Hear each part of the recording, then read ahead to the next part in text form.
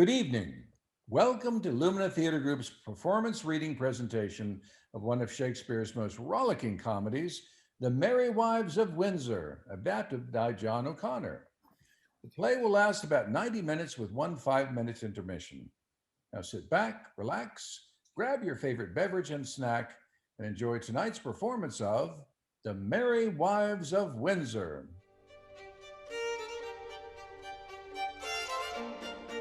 Sir Hugh, persuade me not. I will make a star chamber matter of it. If he were 20 Sir John Falstaffs, he shall not have used Robert Shallow, Esquire. In the country of Gloucester, justice of peace. Ah, my life, if I were young again, the sword should end it. It is better that friends should end it. And there's also another device in my brain. There is Anne Page, which is daughter to Master Thomas Page, which is pretty virginity. Mistress Anne Page. She has brown hair and speaks small like a woman. It is that very person. And her grandsire gave her upon his deathbed 700 pounds. It were a good motion if we leave our arguments and desire a marriage between Master Abraham and Mistress Anne Page. Did her grandsire leave her 700 pound? I know the young gentlewoman. She has good gifts. Well, let us see her father, honest Master Page. God bless your house here. Who's there? Master Page, here is Justice Shallow, and here young Master Slender. I am glad to see your worships well. Is Sir John Falstaff here? Sir, he is within, and I would I could do a good office between you. It is spoke as a Christian ought to speak. He hath wronged me, Master Page. Here comes Sir John. Now, Master Shallow, you'll complain of me to the king? Knight, you have beaten my men, killed my deer, and broke open my lodge. This shall be answered. I will answer it straight. I have done all this. That is now answered. Sir John, good words. That man stole my money. A pistol? Did you pick Master Slender's purse? Aye, by these gloves did he, of 7 groats and 6pences.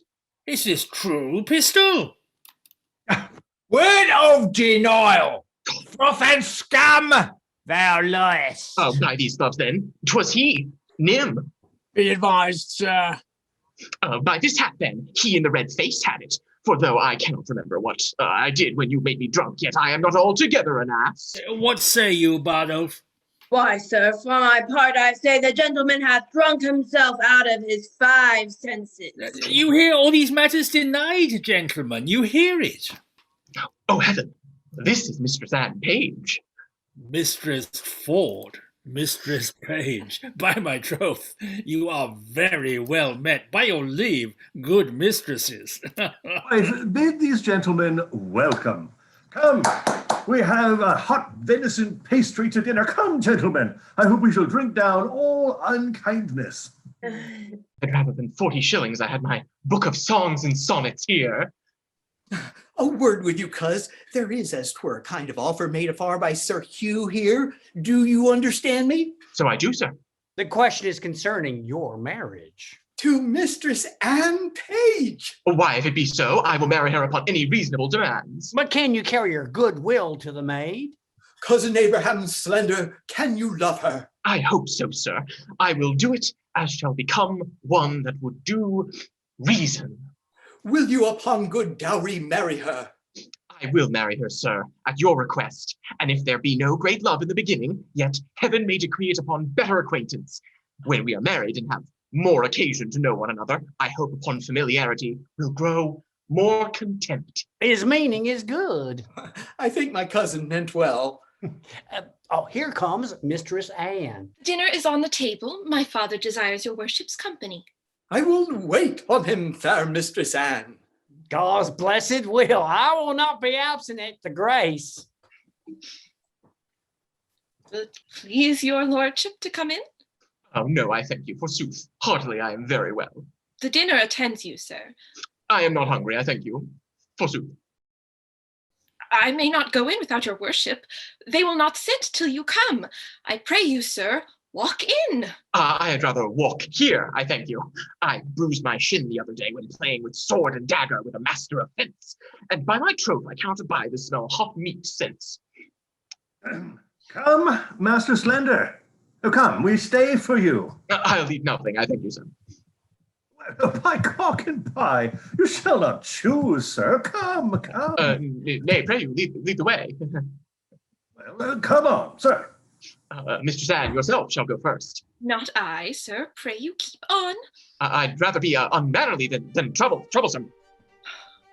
Go and ask of Dr. Caius's house, which is the way, and there dwells one Mistress Quickly, which is in the manner of his nurse, or his cook, or his laundry, his washer, and his ringer. Well, sir. Give her this letter, for she is a woman that is in acquaintance with Mistress Anne Page, and the letter is to desire and require her to speak up for her Master Slender with Mistress Anne Page. I pray you be gone. I will make an end of my dinner. There's pippins and cheese to come. My host of the Gaza. Says my bully rook.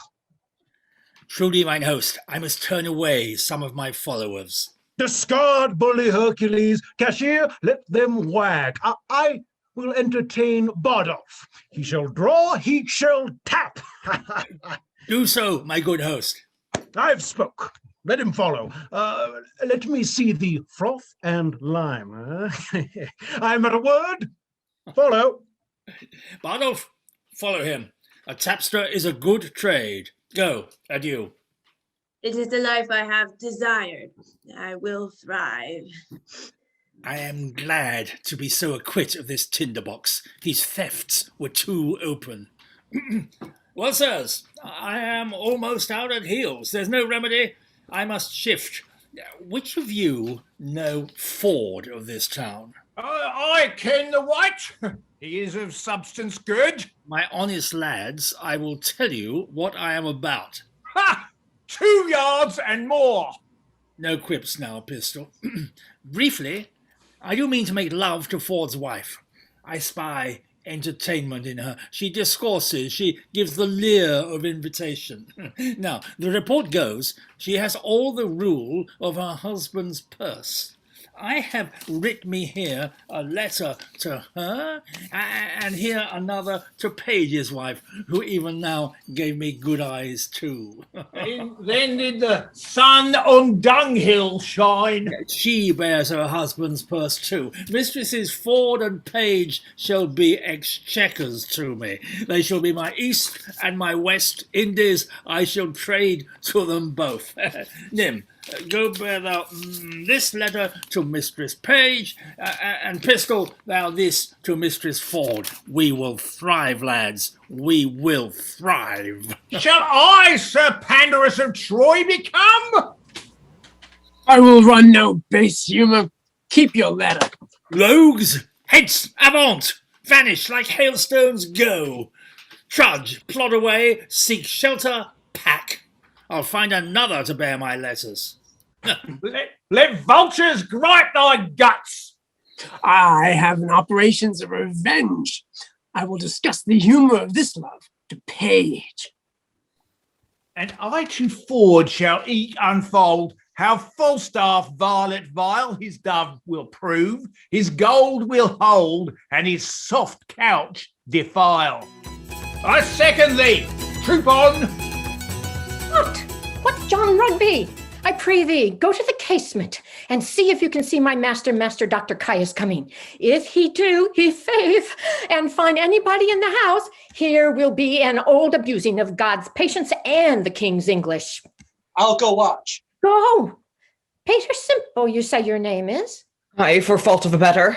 Well, heaven's son and Page no worse fortune. Tell Master Parson Evans I will do what I can for your master.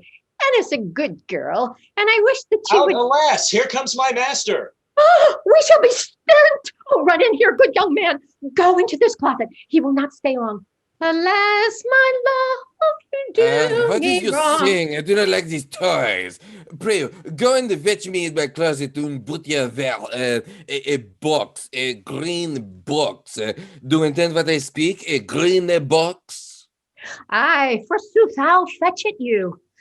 I'm glad he went not in himself. If he had found the young man, he would have been horn mad. Is it this, sir? Oui, oui. Where's that knave Rugby? John Rugby? Here, sir. You are John Rugby and you are Jack Rugby. Come, take your rapier and come after my ear to the court. He's ready, sir, here in the porch. By my throat, I carried too long. Odds me, I forget. There are some simples in my closet that I will not for the world I shall leave behind. I mean, he'll find the young man and be mad. Diable! What is in my closet? Villain! Rugby, my rapier! Oh, good master, be content. Content? Why shall I be content? The young man is an honest man. What should the honest man do in my closet? There's no honest man that shall come in my closet. I beseech you, hear the truth of it. He came on an errand to me from Parson Hugh. Well? Aye, forsooth, to desire her to. Peace, I pray you. Yeah. Peace of your tongue, speak of your tale. To desire this honest gentleman, your maid, to speak a good word to Mistress Anne Page for my master Slender in the way of marriage. Oh, this is all, indeed, la. Sir Hugh sending you to speak a word for Master Slender? Rugby, fetch him a rapier. No, rapier. What is it? To papier. Tarry you a little while. Oh, I'll do your address what good I can do. And the very yea and the nay of it is the French doctor, my master himself, is in love with Mistress Anne Page.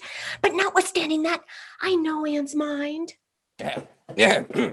You, Jackanap, give this letter to Sir Hugh. Bagar, it is a challenge. I will cut his throat in the park. You may be gone. It is not good you tarry here. Bagar, I will cut off his 2 stones. Bagar, he shall not have a stone to throw at his dog. Oh, alas, he speaks but for his friend. It is no matter, sir. Did you not tell me that I shall have Anna Page for myself?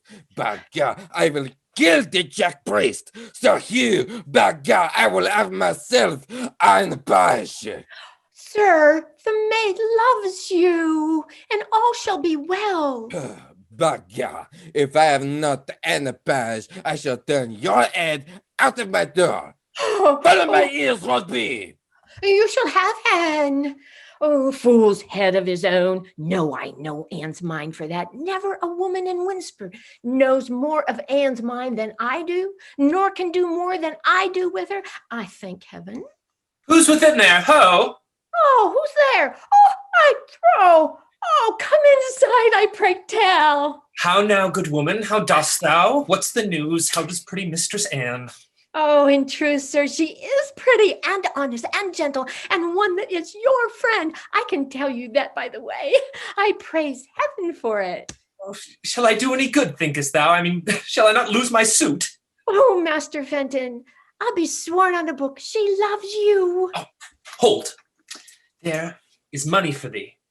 Let me have thy voice in my behalf. Thank you. I faith that I will. Well, farewell. I am in great haste now. Farewell to your worship.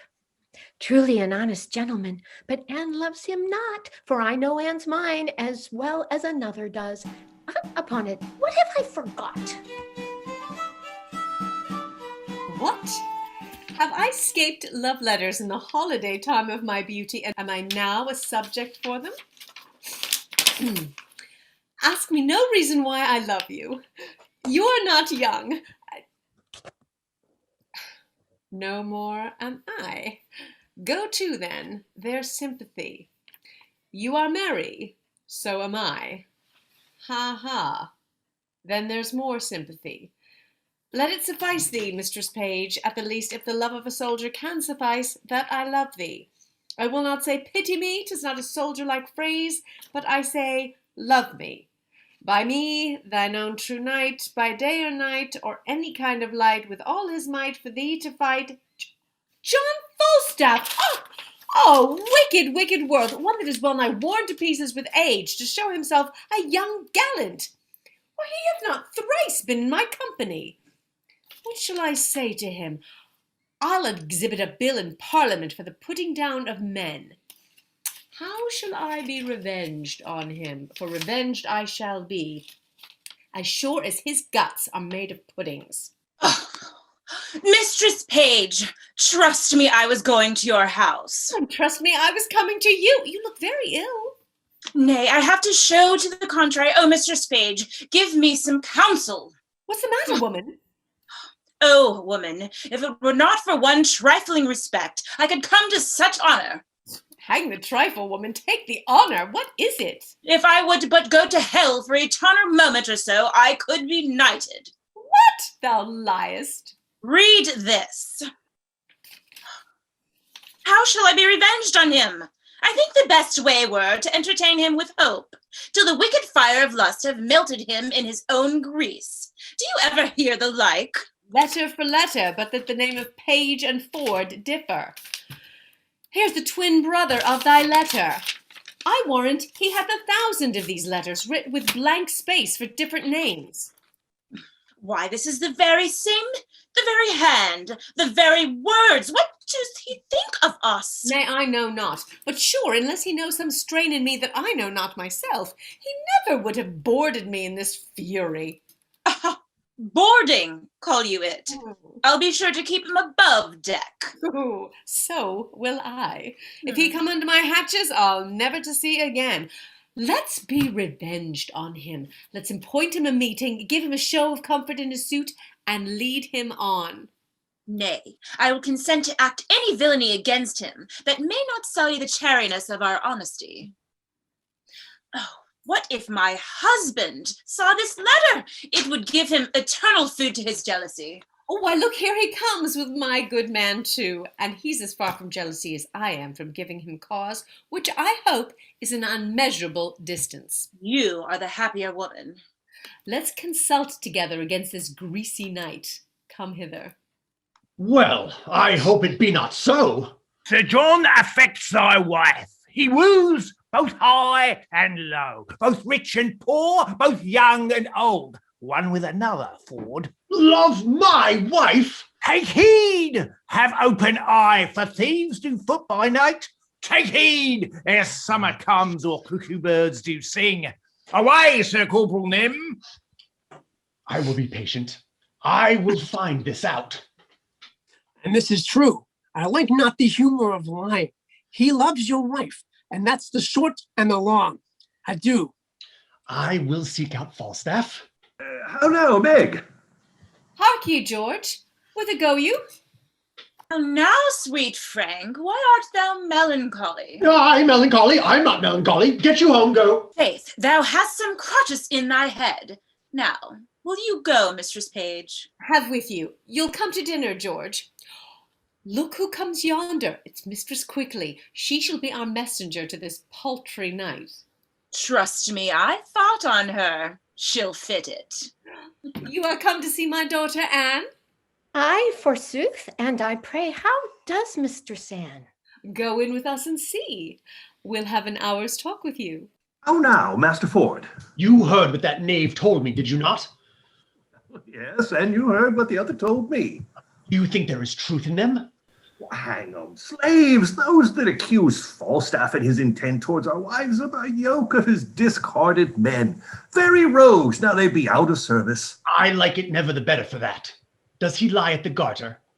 Why, marry, does he? If he should intend this voyage towards my wife, I would turn her loose to him, and when he gets more of her than sharp words, let it lie on my head. I do not misdoubt my wife, but I would be loath to turn them together.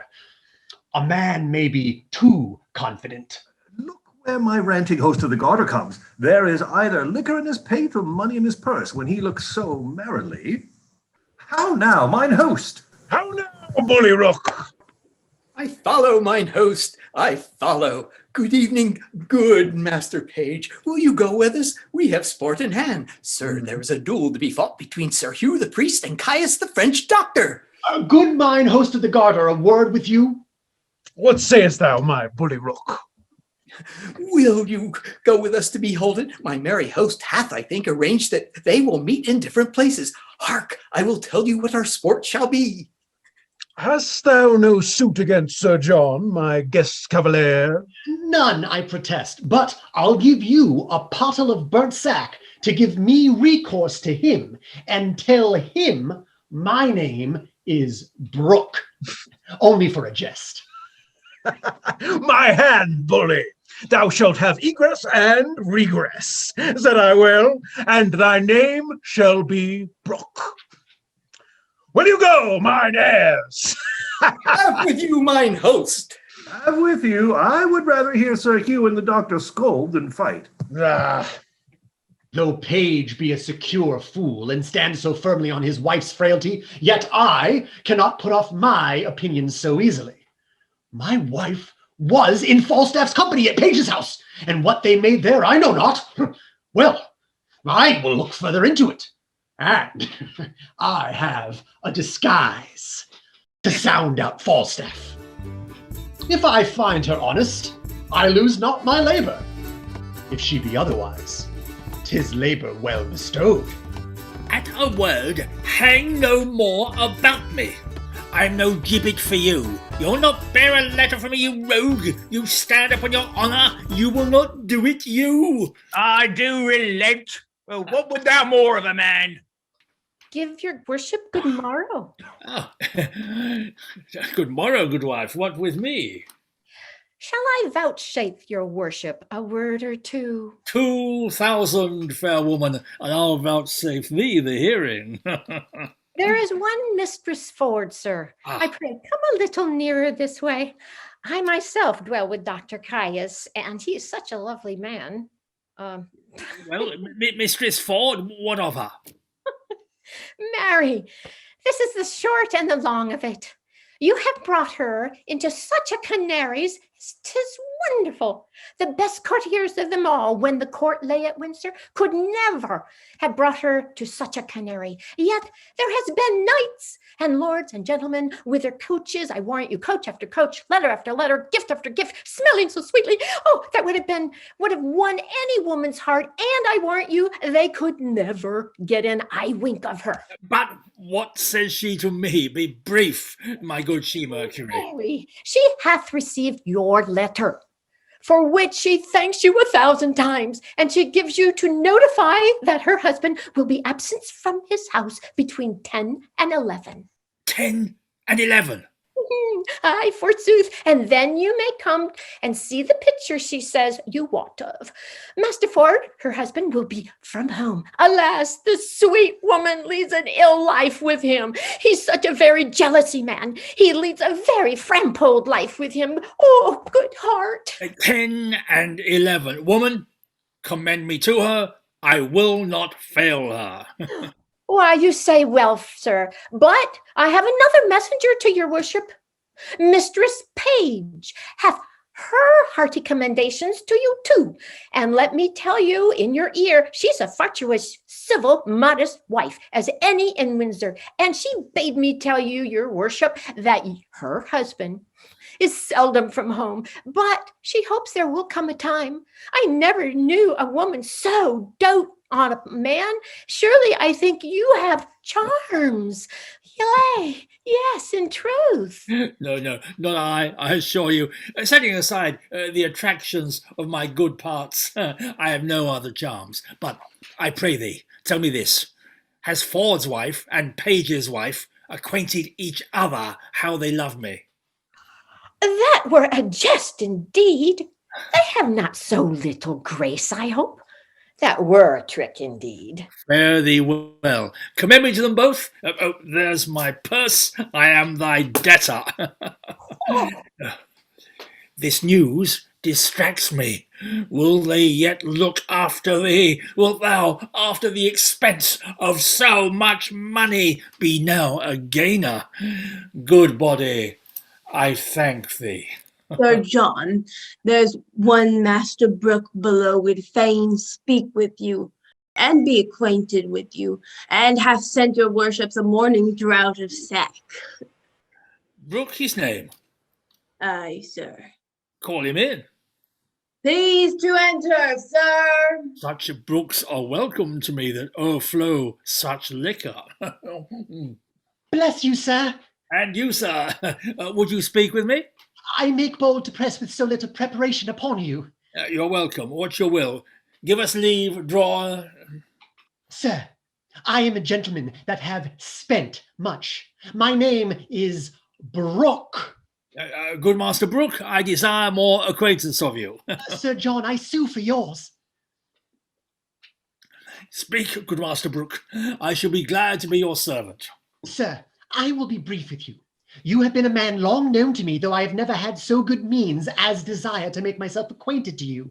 I shall discover a thing to you wherein I must very much lay open mine own imperfection. Very well, sir, proceed. There is a gentlewoman in this town. Her husband's name is Ford. Well, sir? I have long loved her, and I protest to you, bestowed much on her, followed her with a doting observance, engrossed opportunities to meet her, have bought many presents to give her. Briefly, I have pursued her as love hath pursued me, which hath been on the wing of all occasions. But whatsoever I have merited, either in my mind or in my means, reward, I am sure, I have received none, unless experience be a jewel that I have purchased at an infinite rate. Have you received no promise of satisfaction at her hands? Never. Have you importuned her to such a purpose? Never. Of what quality was your love then? Like a fair house, built on another man's ground, so that I have lost my edifice by mistaking the place where I erected it. To what purpose have you unfolded this to me? Well, when I have told you that, I have told you all. Some say that though she appear honest to me, yet in other places she enlargeth her mirth. So far that there is shrewd construction made of her. Now, Sir John, here is the heart of my purpose. You are a gentleman of excellent breeding, admirable discourse, authentic in your place and person, generally allowed for your many warlike, court-like, and learned preparations. Oh, sir. Believe it, for you know it. There is money. Now, spend it, spend more, spend all I have. Only give me so much of your time in exchange of it as to lay an amiable siege to the honesty of this Ford's wife. Use your art of wooing. Win her to consent to you. If any man may, you may as soon as any. Would it apply well to the vehemency of your affection, that I should win what you would enjoy? Methinks you prescribed yourself very preposterously. Oh, understand my drift. She dwells so securely on the excellency of her honor that the folly of my soul dares not present itself. She is too bright to be looked against. Now, could I but come to her with any detection in my hand, I could drive her then from the ward of her purity, her reputation, her marriage vow, and 1,000 other defenses, which are now too strongly embattled against me. What say you to it, Sir John? Master Brooke, I will first make bold with your money. Next, give me your hand. And last, as I am a gentleman, you shall, if you will, enjoy Ford's wife. Oh, good sir. I say you shall. Want no money, Sir John. You shall want none. Want no Mistress Ford, Master Brooke. You shall want none. I shall be with her, I may tell you, by her own appointment. Even as you came to me, her assistant or go-between parted from me. I say I shall be with her between 10 and 11, for at that time the jealous, rascally knave, her husband, will be forth. Come you to me at night, you shall know how I speed. I am blessed in your acquaintance. Do you know Ford, sir? Hang him, poor cuckoldly knave. I know him not, yet I wrong him to call him poor. They say the jealous witolly knave hath masses of money, for the which his wife seems to me well favoured. I will use her as the key to the cuckoldly rogue's coffer, and there's my harvest home. Oh, I wish you knew Ford, sir, that you might avoid him if you saw him. Hang him! I'll stare him out of his wits, Master Brooke. Thou shalt know I will predominate over the peasant, and thou shalt lie with his wife. Come to me soon, at night. Oh, what a damned Epicurean rascal is this! My heart is ready to crack with impatience. Who says this is improvident jealousy? My wife hath sent to him. The hour is fixed, the match is made. See the hell of having a false woman. My bed shall be abused, my coffers ransacked, my reputation gnawn at. Cuckold. The devil himself hath not such a name. Page is an ass, a secure ass. He will trust his wife. He will not be jealous. I will rather trust an Irishman with my whiskey bottle than the wife with herself. God be praised for my jealousy. 11 o'clock the hour. I will prevent this, detect my wife, be revenged on Falstaff, and laugh at Page. I will be about it. Better 3 hours too soon than a minute too late. Fie, fie, fie, cuckold, cuckold, cuckold. Ducklook, Sir? what is the clock, Jack? 'Tis past the hour that Sir Hugh promised to meet. Yeah, by God, he has saved his sword that he is not come. He is wise, sir. He knew your worship would kill him if he came. The bully doctor! Save you, Master Dr. Caius. How, good Master Doctor? Give you good morrow, sir. What are you, 1, 2, 3, 4, come for? To see the fight, to see thee foin, to see thee traverse. Ha! Is he dead, bully? Yeah. Is he dead? Yeah, he is the coward. Jack, priest of the world, is not show his face. I pray you, bear witness that me have stayed 6 or 7. No. 2, 3 hours for him, and he is not come. He is the wiser man, Master Doctor. He is a cure of souls, and you a cure of bodies. If you should fight, you go against the grain of your professions. Is it not true, Master Page? Yes, scurvy jackdog priest. But God, maybe cut his ears. But first, Mr. Shallow, Mr. Master Page, and Cavallero Slender, go you through the town to Frogmore. Well, Sir Hugh is there, is he? He is there. See what humor he is in, and I will bring the doctor about by the fields. Will it do well? We will do it. Adieu, good Master Doctor. Good Master Doctor. By God, me will kill the priest for a speak of it, for a jackanap to Aunt Page. Sheathe thy impatience, throw cold water on thy collar. Go about the fields with me through Frogmore. I will bring thee where Mistress Anne Page is, at a farmhouse of feasting, and thou shalt woo her. Said I well? Bagar, me thank you for that, Bagar. I love you. Let us wag then. Yeah. Come at my heels, Jack Rugby. I pray you now, good Master Slender's serving man and friend simple by your name. Which way have you looked for Master Caius that calls himself Doctor of Physic? Very, sir, every way, old Windsor way, and every way. But the town... I most vehemently desire that you will also look that way. I will, sir. Bless my soul, how full of collars I am, and trembling of mind. I should be glad if you have deceived me. How melancholy as I am, mercy on me. I have a great disposition to cry. Yonder, he's coming. This way, Sir Hugh. Heaven prosper the right. What weapons is he? No weapons, sir. There comes Slender, my master, Master Shallow, and another gentleman from Frogmore over the stile this way. How now, Master Parson? Ah, sweet Anne Page. Save you, good Sir Hugh. Bless you from his mercy's sake, all of you. What? The sword and the word? Do you study them both, Master Parson? There is reasons and causes for it. Ah, sweet Anne Page. Here comes Dr. Caius. Nay, good Master Parson, keep in your weapon. So do you, good Master Doctor. Disarm them, let them keep their limbs whole and hack our English. Yeah, I pray you let me speak a word with your ear. Wherefore will you not meet me? By God, you are the coward. Pray you let us not be laughingstocks to other men's humors.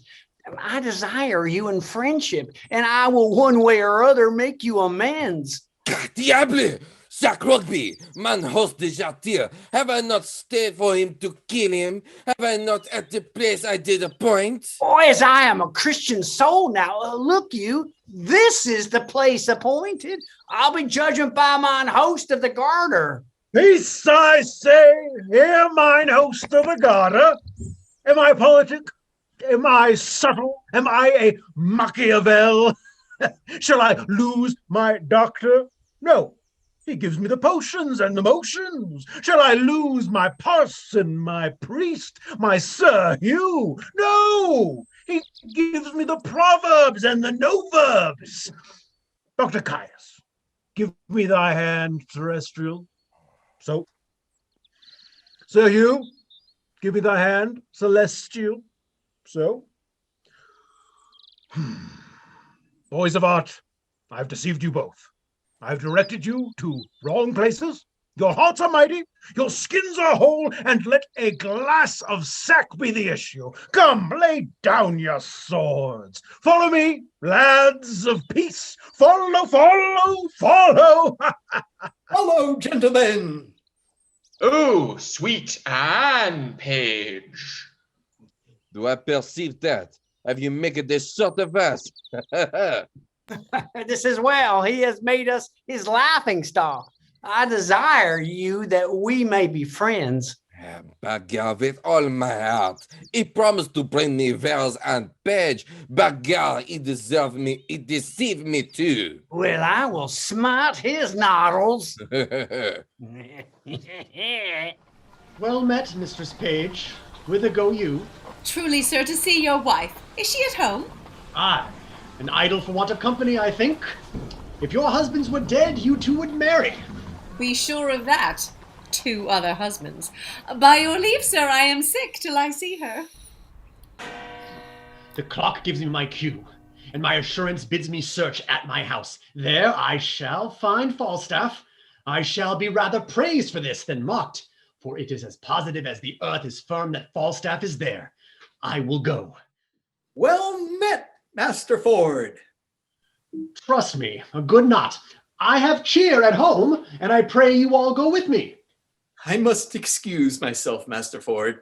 And so must I, sir. We have appointment to dine with Mistress Anne, and I would not break with her for more money than I'll speak of. We have lingered about a match between Anne Page and my cousin Slender, and this day we shall have our answer. I hope I have your goodwill, Father Page. Have, Master Slender. I stand wholly for you, but my wife, Master Doctor, is for you altogether. Bagarre, and the maid is loving me. My nurse quickly tell me so much. What say you to young Master Fenton? He capers, he dances, he has eyes of youth, he writes verses, he speaks holiday, he smells April and May.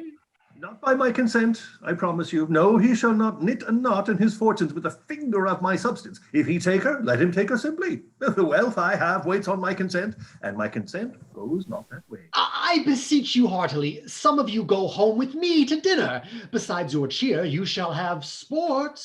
I will show you that which will amaze you.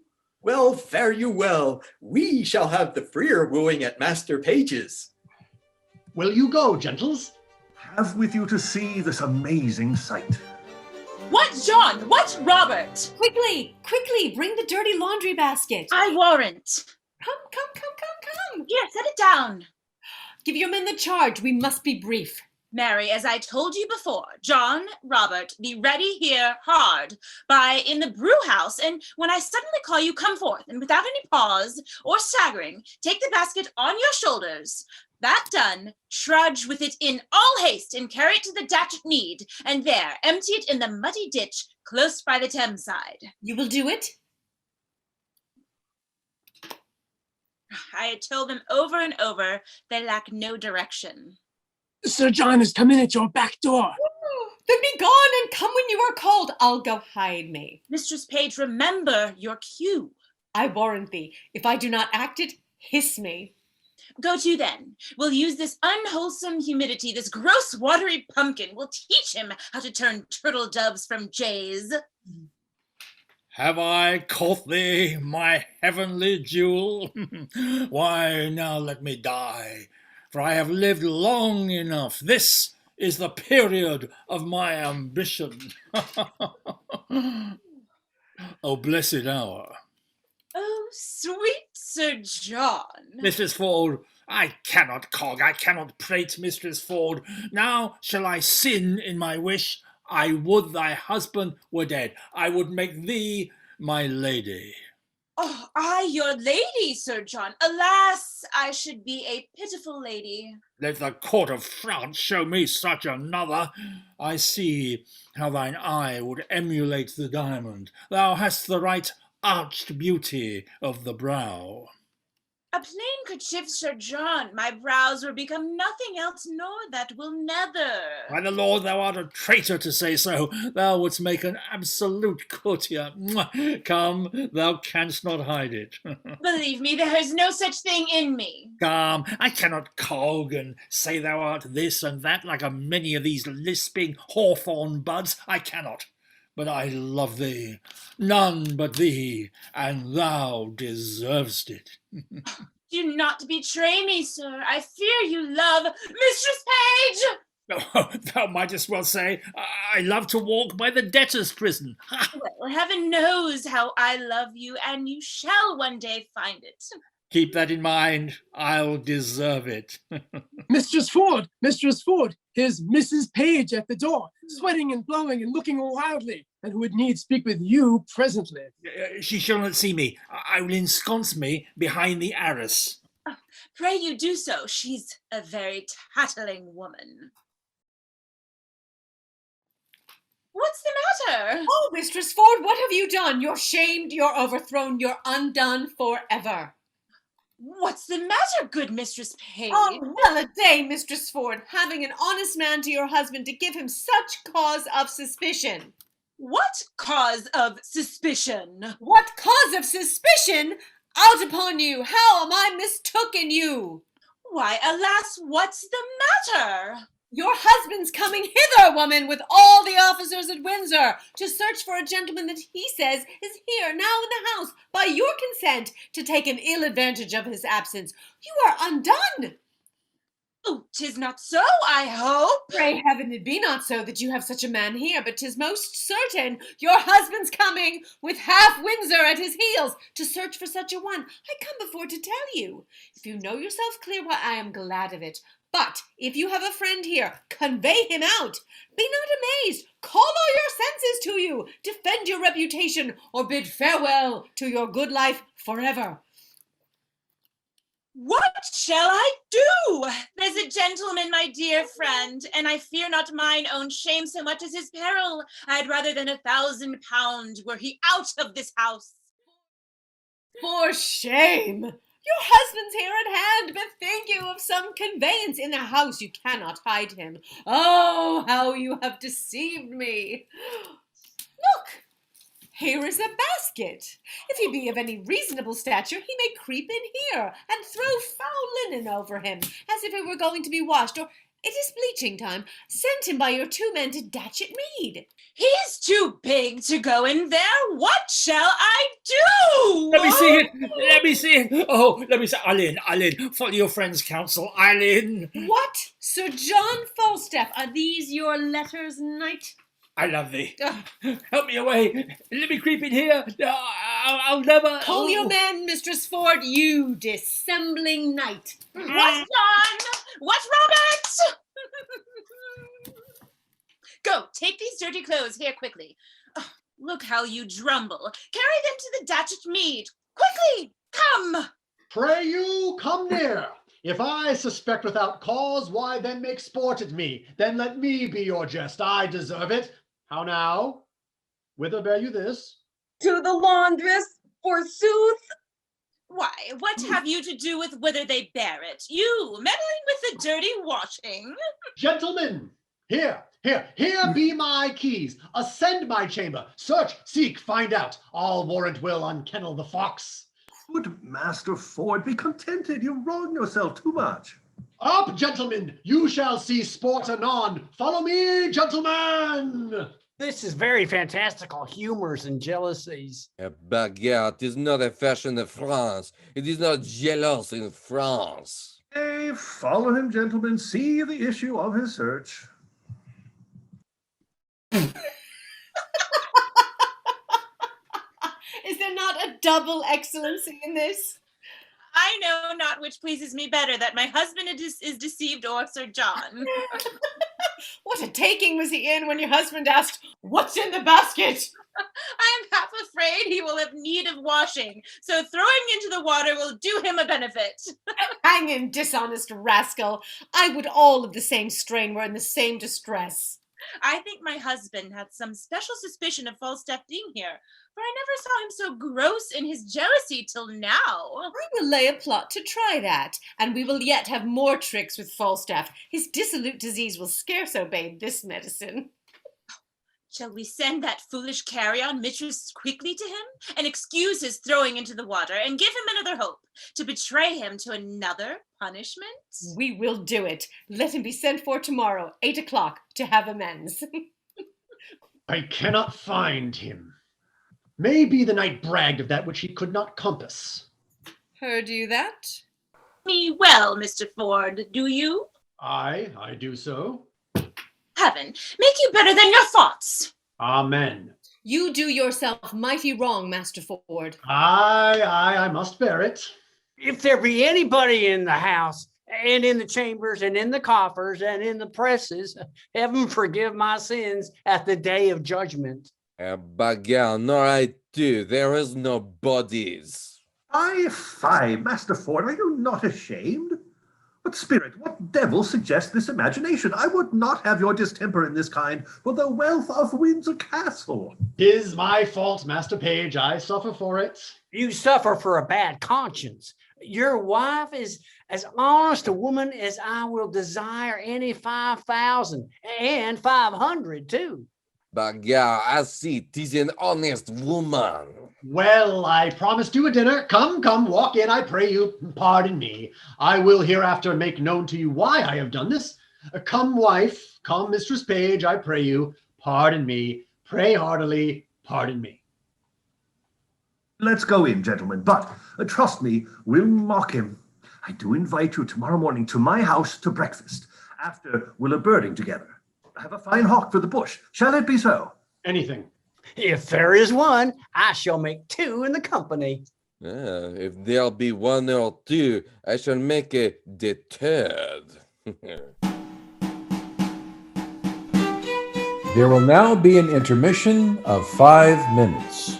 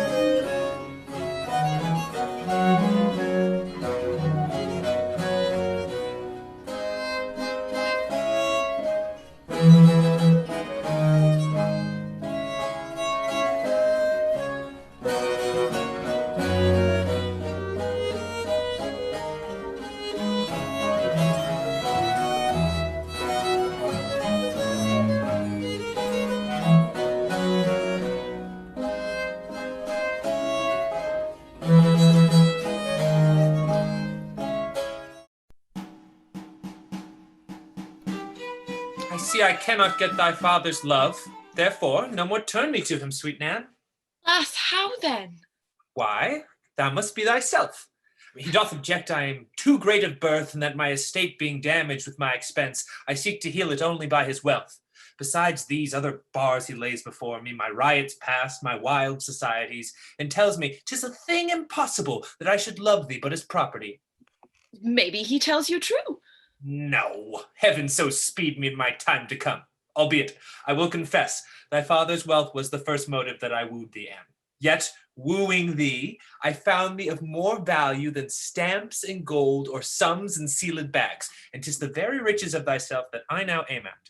Gentle Master Fenton, yet seek my father's love. Still seek it, sir. If opportunity and humblest suit cannot attain it, why then, hark you hither. Break their talk, Mrs. Quickly. My kinsman shall speak for himself. 'Tis but venturing. Be not dismayed. No, she shall not dismay me. I care not for that. But then I'm afeard. Harky, Master Slender would speak with you. I come to him. This is my father's choice. Oh, what a world of vile, ill-favored faults looks handsome in 300 pounds a year. And how does good Master Fenton? Pray you, a word with you. She's coming to her, cuz. Oh boy, thou hadst a father. I had a father, Mistress Anne. My uncle can tell you good jests of him. Pray you, uncle, tell Mistress Anne the jest how my father stole 2 geese out of a pen, good uncle. Mistress Anne, my cousin loves you. Aye, that I do, as well as I love any woman in Gloucestershire. He will maintain you like a gentlewoman. Aye, that I will. He will make you 150 pounds jointure. Good Master Shallow, let him woo for himself. Mary, I thank you for it. She calls you, cuz. I'll leave you. Now, Master Slender. Now, good Mistress Anne. What is your will? My will? Odds heartstrings, that's a pretty jest indeed. I never made my will yet, I thank heaven. I'm not such a sickly creature. I give heaven praise.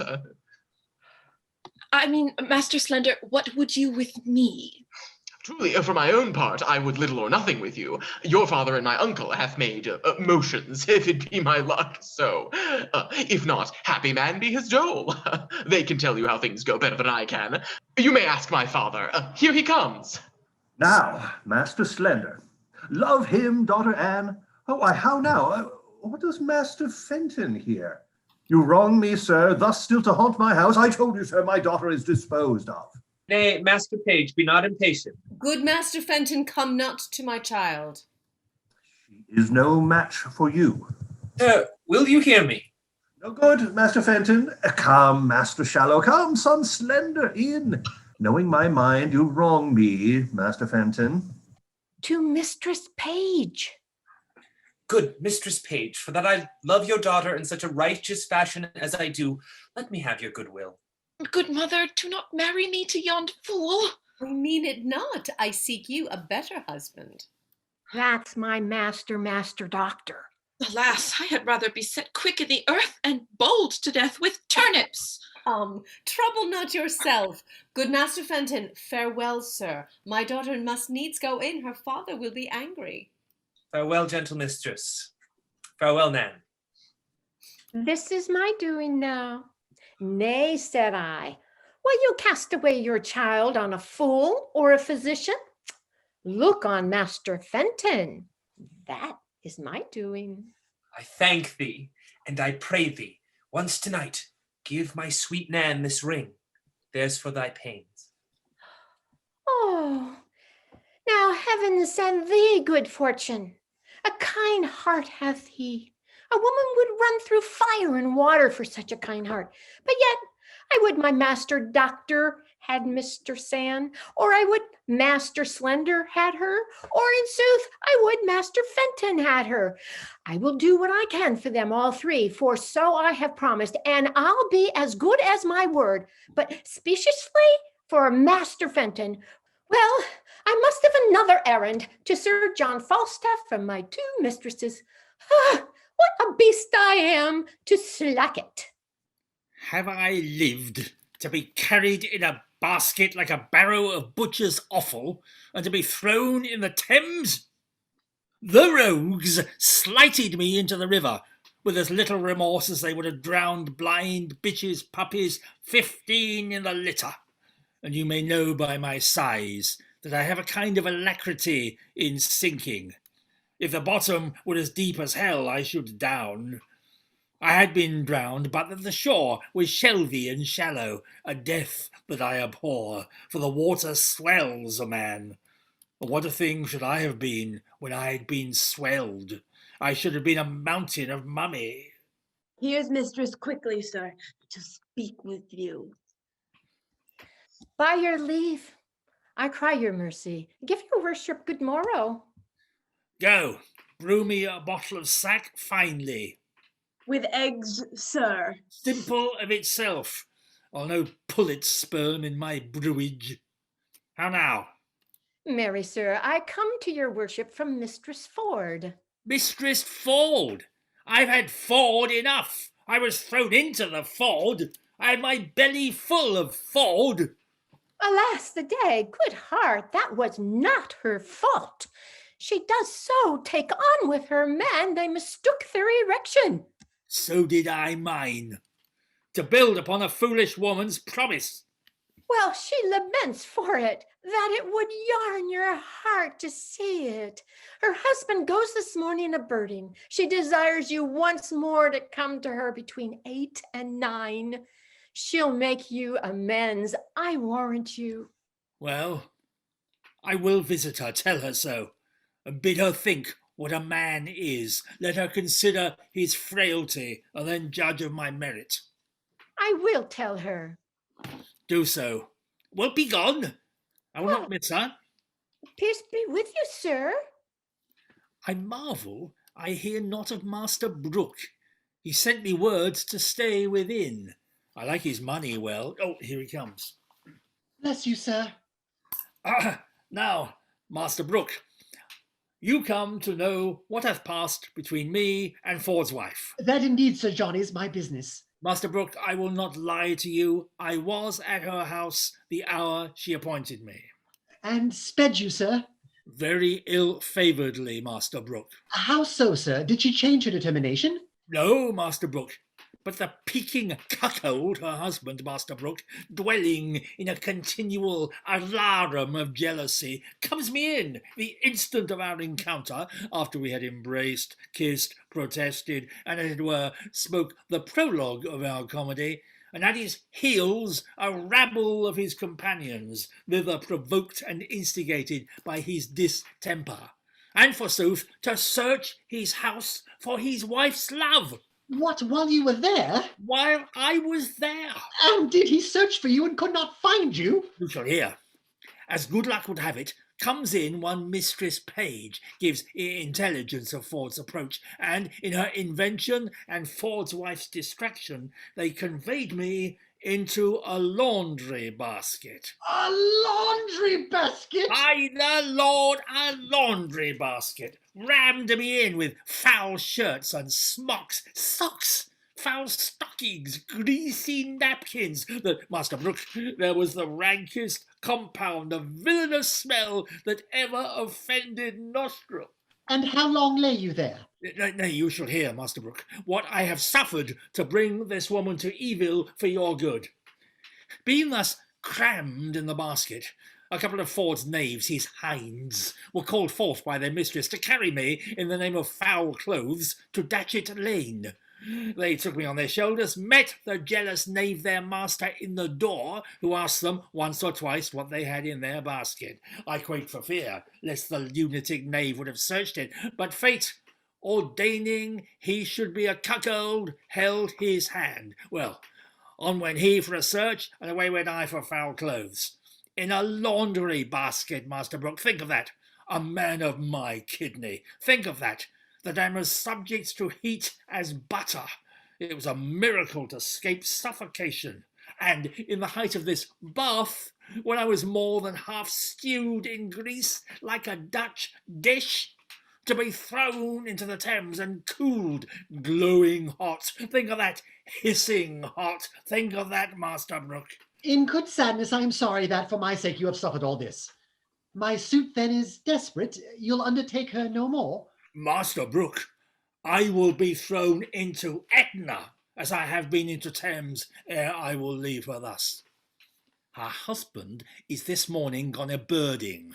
I've received from her another embassy of meeting. 'Twixt 8 and 9 is the hour, Master Brooke. 'Tis past 8 already, sir. Is it? I will then address me to my appointment. Come to me at your convenient leisure, and you shall know how I speed. And the conclusion shall be crowned with your enjoying her. Adieu. You shall have her, Master Brooke. Master Brooke, you shall cuckold Ford. Is this a vision? Is this a dream? Do I sleep? Master Ford, awake! There's a hole made in your best coat, Master Ford.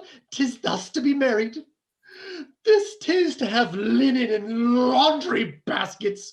Well, I will proclaim myself what I am. I will now take the lecher. Well, he is at my house. He cannot escape me. 'Tis impossible he should. He cannot creep into a halfpenny purse, nor into a pepper box. But lest the devil that guides him should aid him, I will search impossible places. Mistress Ford, your sorrow hath eaten up my sufferance. But are you sure of your husband now? He is a birding, sweet John. What ho, Gossip Ford! What ho! Step into the chamber, Sir John. How now, sweetheart? Who's at home beside yourself? Why, none but my own people. Indeed. No, certainly. Speak louder. Truly, I am so glad you have nobody here. Why? My woman, your husband's in his old loons again. He so takes on yonder with my husband, so rails against all married mankind, so curses all Eve's daughters. I'm glad the old knight is not here. Why does he talk of him?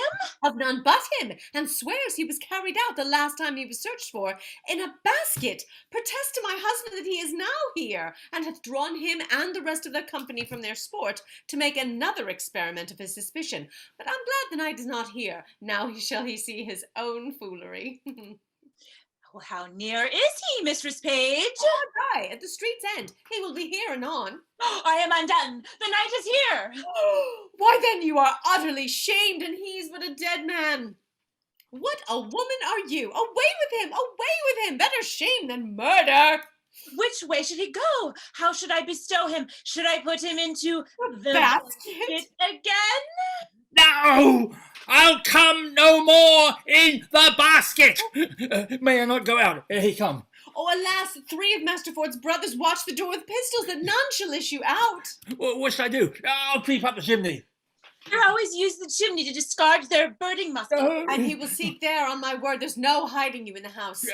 I'll go out then. Oh, if you go out in your own semblance, you die, Sir John, unless you go out disguised. How might we disguise him? Alas, the day, I know not. There is no woman's gown big enough for him. Good hearts, divide something, any extremity, rather than a mischief. My maid's aunt, the fat woman of Brentford, has a gown above. Oh, on my word, it will serve him. She's as big as he is, and there's her thrummed hat and her muffler too. Run up, Sir John. Go, sweet Sir John. Mistress Page and I will look out some linen for your head. Quick, we'll come dress you straight. Put on the gown the while. I would my husband would meet him in this shape. He cannot abide the old woman of Brentford. He swears she's a witch, forbade her in my house, and hath threatened to beat her. Heaven guide him to thy husband's cudgel, and the devil guide his cudgel afterward. But is my husband coming? Aye, and talks of the basket too, howsoever he hath had intelligence. We'll try that, for I'll appoint my men to carry the basket again, to meet him at the door with it, as they did last time. Nay, but he'll be here presently. Let's go dress him like the witch of Brentford. I'll first direct my men what they shall do with the basket. John! Robert! Hang him, dishonest varlet. We cannot misuse him enough. We'll leave a proof by that which we will do. Wives may be merry, and yet honest too. Go, sirs! Take the basket again, on your shoulders. Your master is hard at the door. If he bid you set it down, obey him. Quickly, dispatch. Come, take it up. Pray heaven it not be full of night again. I hope not. As it leaf bears so much lead. Aye, but if it prove true, master. Oh! Set down the basket, villains. Somebody call my wife. Oh, you pandily rascals. There's a knot, a gang, a pack, a conspiracy against me. Now shall the devil be shamed. What? Wife, I say. Come forth. Behold what honest clothes you send forth to bleaching. This is too much, Master Ford. You are not to go loose any longer. You must be pinioned. Well, this is lunatic. This is mad as mad dog. Indeed, Master Ford, this is not well indeed. So say I too, sir. Come hither, Mistress Ford. Mistress Ford, the honest woman, the modest wife, the virtuous creature that hath the jealous fool to her husband. I suspect without cause, mistress, do I? Heaven be my witness you do, if you suspect me in any dishonesty. Well said, brazen face. Hold out. Come forth from the basket, sirrah. Are you not ashamed? Let the clothes alone. I shall find you anon. He's unreasonable. Would you take up your wife's clothes and come away? Empty the basket, I say. Why, man, why? Master Page, as I am a man, there was one conveyed out of my house yesterday in this basket. Why may he not be there again? In my house, I am sure he is. My intelligence is true, my jealousy reasonable. Pluck me out all the linen. If you find a man there, he shall die a flea's death. Here's no man. By my fidelity, this is not well, Master Ford. This wrongs you. Master Ford, you must pray and not follow the imaginations of your own heart. This is jealousy. Well, he's not here I seek for. No, nowhere else but in your brain. Help me to search my house this one time. If I find not what I seek, let me forever be your table sport. Let them say of me, as jealous as Ford, that searched a hollow wallet for his wife's lover. One more search with me. What ho, Mistress Page, come, you and the old woman down. My husband will come into the chamber. Old woman? What old woman's that? Nay, it's my maid's aunt of Brentford. A witch, a queen, an old cousining queen. Have I not forbid her in my house? Come down, you witch, you hag, you, come down, I say. Nay, good sweet husband, good gentleman, let him not strike the old woman. Come, Mother Pratt, give me your hand. I'll prat her. Out of my door. You baggage. You polecat, you runyon, out, I'll conjure you. I'll fortune tell you. Are you not ashamed? I think you've killed the old woman. Ah, hang her, witch. Oh, by the yea and no, I think the woman is a witch indeed. I like not when a woman has a great beard. I spied a great beard under her muffler. Will you follow me upstairs, gentlemen? I beseech you, follow. See but the issue of my jealousy. Let's obey his humor a little further. Come, gentlemen. Trust me, he beat him most pitifully. Nay, by the mass, that he did not. He beat him most unpitifully, methought. I'll have the cudgel hallowed and hung over the altar. It hath done meritorious service. Well, what think you? May we, with the warrant of womanhood and witness of a good conscience, pursue him with any further revenge? The spirit of wantonness is sure scared out of him. Shall we tell our husbands how we have served him? Yes, by all means, if it be but to scrape the figures out of your husband's brains. If they can find in their hearts the poor, unvirtuous fat knight shall be any further afflicted, we too will still be the ministers. I'll warrant they'll have him publicly shamed, and methinks there would be no period to jest shall he not be publicly shamed. Come, to the forge with it then, shape it. I would not have things cool.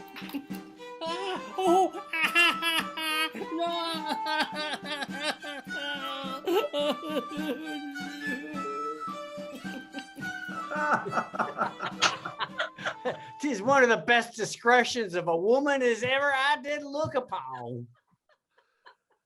And did he send you both these letters at an instant? Within a quarter of an hour. Pardon me, wife. Henceforth do what thou wilt. I will rather suspect the sun with cold than thee with wantonness. Now doth thy honor stand in him that was of late a heretic as firm as faith. 'Tis well, 'tis well. No more. Be not as extreme in submission as in offense. Let our plot go forward. Let our wives, yet once again, to make us public sport, appoint a meeting with this old fellow. Where may we take him and disgrace him for it? There is no better way than that they spoke of. But how? To send him word they'll meet him in the park at midnight? Fie, he'll never come. You say he's been thrown in the river and has been grievously beaten as an old woman? Methinks there should be terrors in him that he should not come. Methinks his flesh is punished. He shall have no desires. So I think too. Devise but how you use him when he comes, and let us too devise to bring him thither.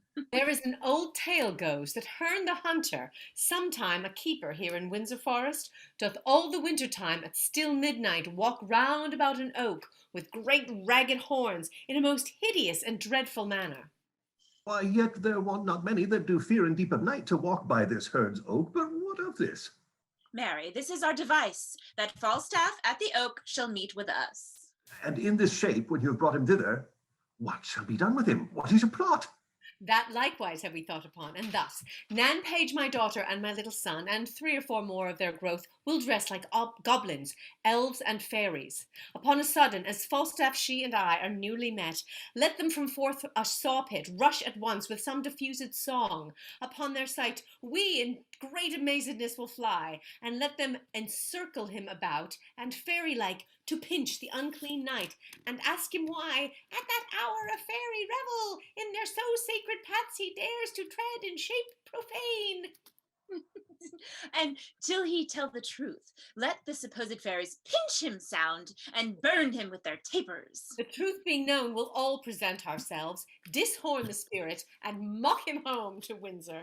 The children must be practiced well to this, or they'll ne'er do it.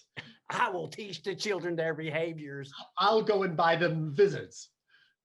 My Nan shall be the queen of all the fairies, finely attired in a robe of white. That silk will I go buy. And in that time shall Master Slender steal my Nan away and marry her at Eton.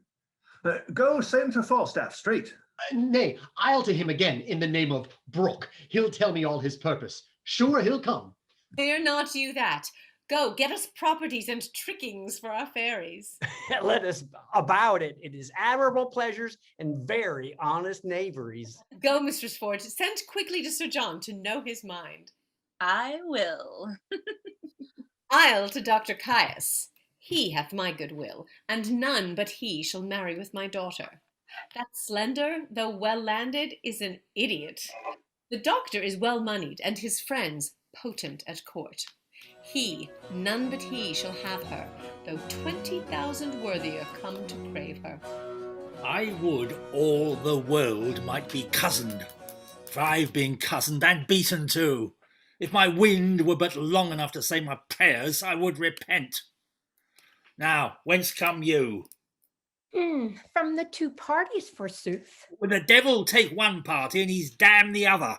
I've suffered more for their sakes, more than the villainous inconstancy of man's disposition is able to bear.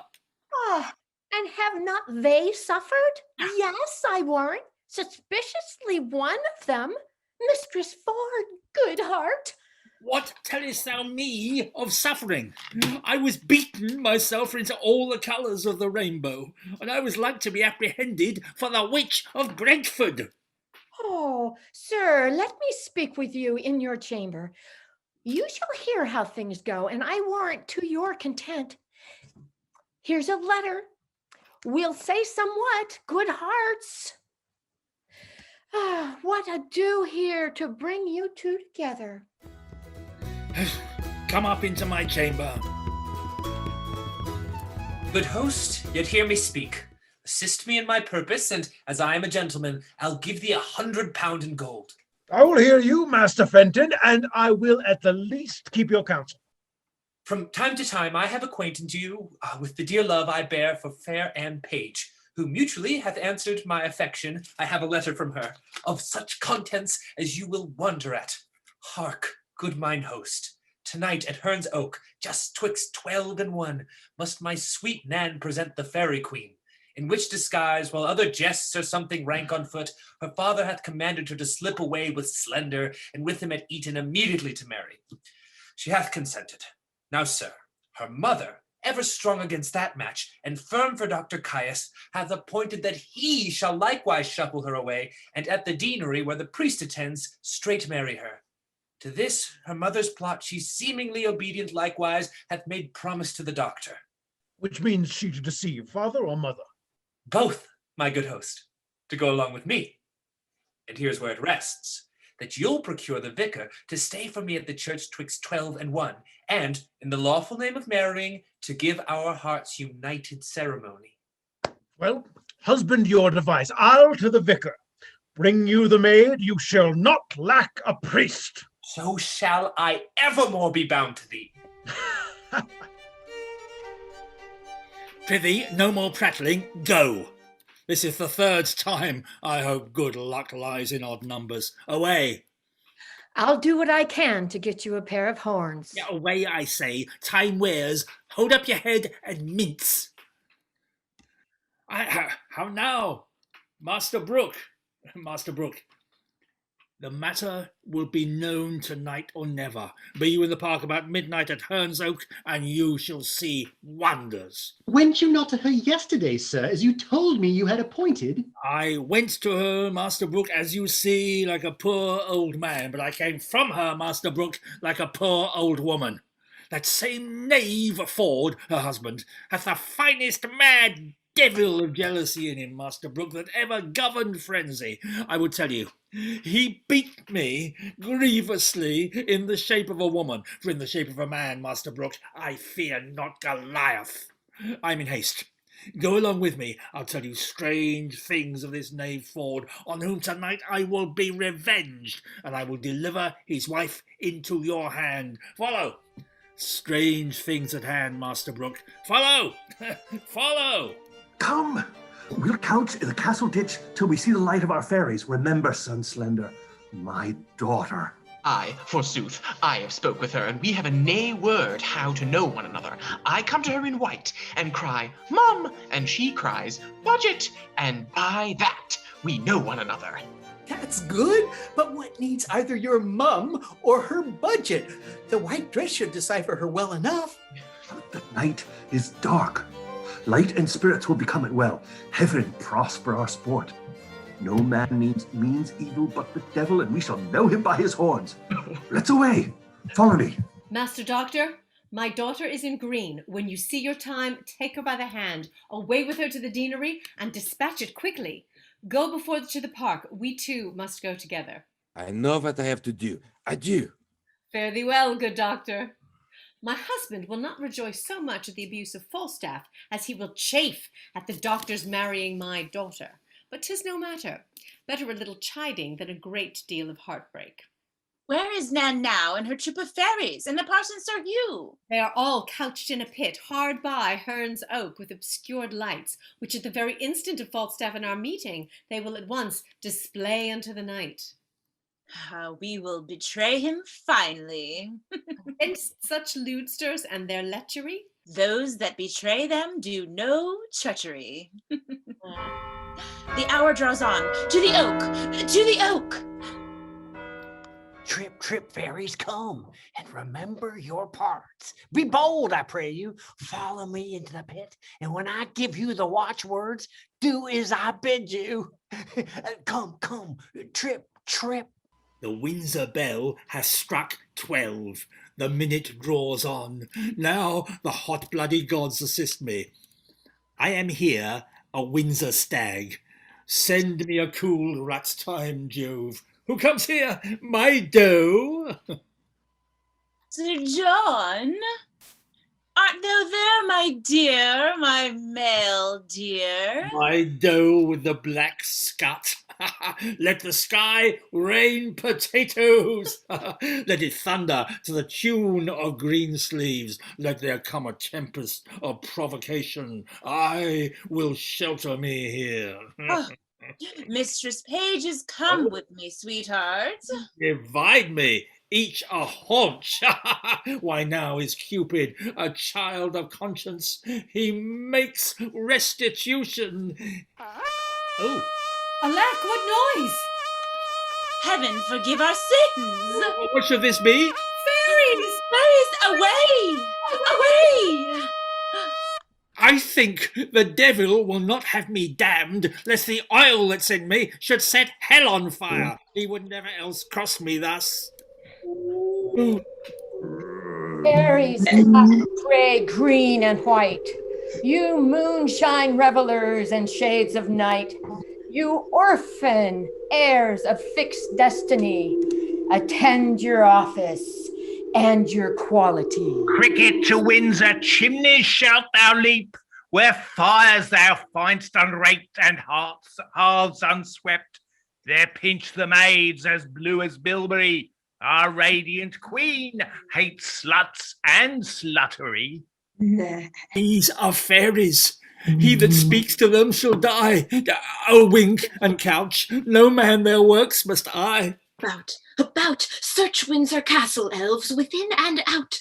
Strew good luck, elves, on every sacred room, that it may stand till the perpetual doom. Away, disperse, but till 'tis 1 o'clock, our dance of customs round about the oak of Herne the Hunter let us not forget.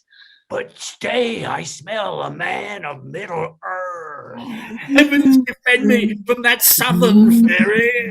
Trial fire, touch me his finger, and if he be chaste, the flame will back descend and turn him to no pain. And if he start, it is the flesh of a corrupted heart. A trial come! What? Will this wood take fire? Corrupt and tainted in desire. About him, fairies, sing a scornful rhyme, and as you trip, still pinch him to your time.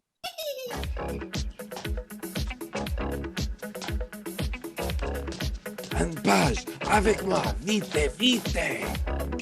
Mum! Budget! Anne! Benton!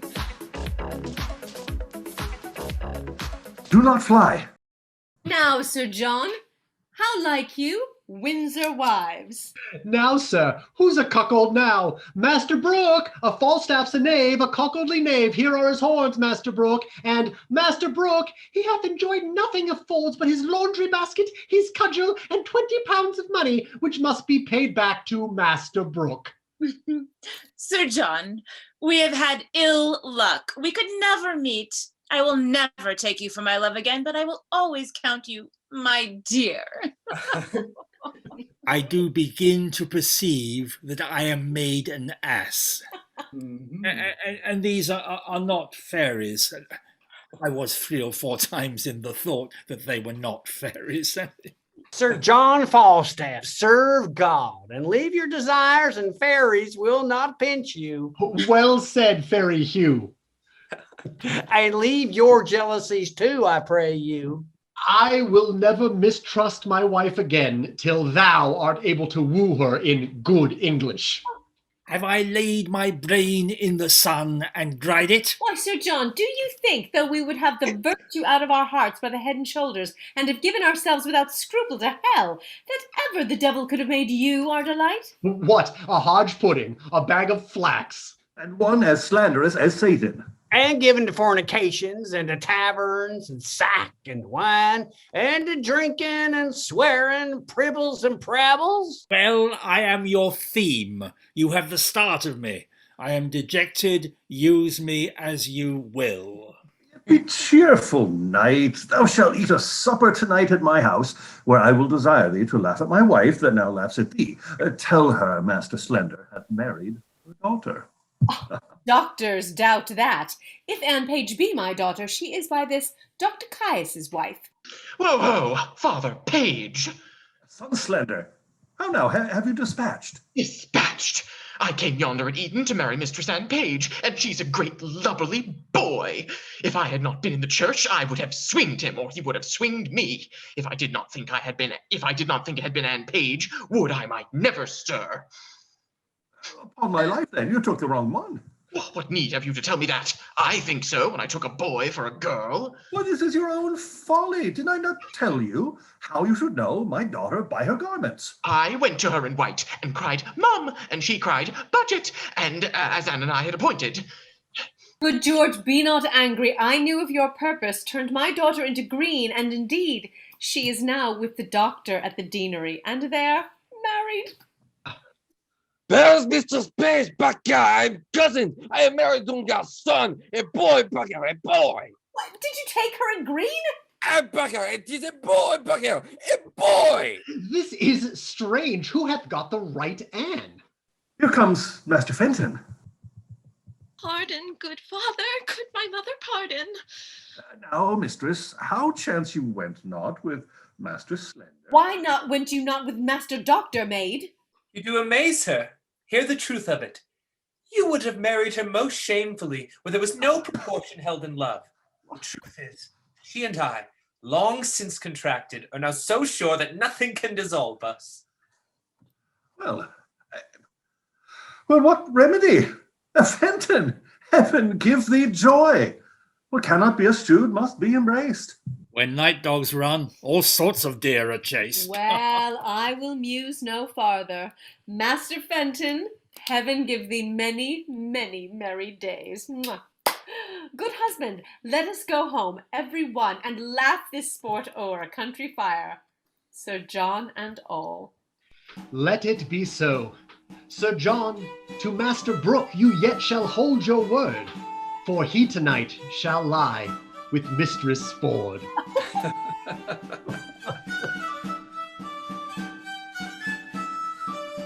In The Merry Wives of Windsor, the part of Mistress Ford was played by Dre Weeks, Mistress Page by Kelly Newman O'Connor, Ford by Keith Anderson, and Page by Brad Sperber.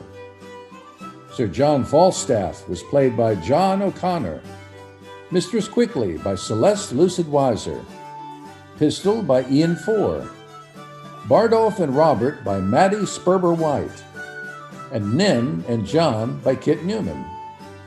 Justice Shallow was played by Robert Weiser, Sir Hugh Evans by Richie Porter, the host of the Garter by Michael Novello, Slender by Sam Felsenthal, Dr. Caius by Mark Reiner, Anne Page by Grace Sperber White, Fenton by Langston Cotman, Rugby by Mark Jefferson, and Simple by Jasper Four.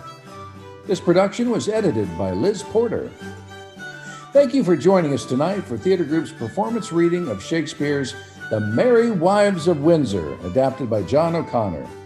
As always, if you enjoyed the show and would like to see more Theatre Group readings, please consider making a donation in whatever amount at our website, luminastudio.org. We certainly appreciate all you can do to support the treasure of live theater. We hope you will join us for our next performance reading on Sunday, June 6th, for an exciting original mystery by John O'Connor, based on Arthur Conan Doyle's famous detective, Sunset for Sherlock.